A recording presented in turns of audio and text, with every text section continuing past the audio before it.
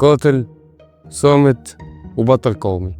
تخيل انك ماشي في الصحراء المصرية والجو هادي خالص، وفجأة تحس بحركة سريعة، حاجة بتتحرك بخفة وقبل ما تستوعب ايه اللي بيحصل تلاقي مخلوق قدامك ناطط في الهواء وبينقض على فريسته بكل دقة. ده مش اسد ولا فهد، ده الوشق المصري،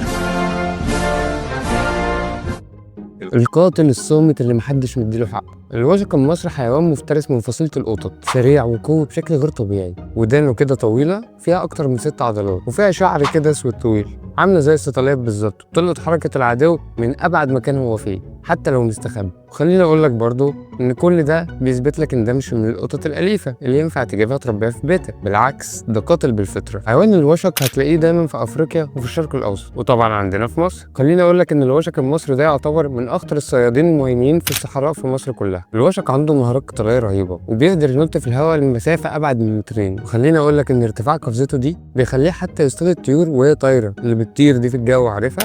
خليني أقول لك إن الوشق المصري هو الكائن الوحيد على وجه الأرض اللي طبق المعنى الحرفي اللي بجيبها وهي طايرة، غير إنه طبعا بيمتاز بفك قوي وعضة قاتلة، ودايما بيعتمد على السرعة والذكاء في صيد الفرايس بتوعه، ودي تعتبر مهارة نادرة بين الحيوانات المفترسة. ولحد هنا كل الكلام اللي قلناه ده جميل جدا، بس أنا بقى جاي أكلمك عن حادثة سيئة. طبعا كلكم عارفين إن الوشق المصري كان بطل أغرب الحوادث مؤخرا. من فترة كده تقارير إعلامية إسرائيلية أكدت إن مجموعة جنود على الحدود تعرضوا لهجوم غير متوقع. يا ترى بقى من إيه؟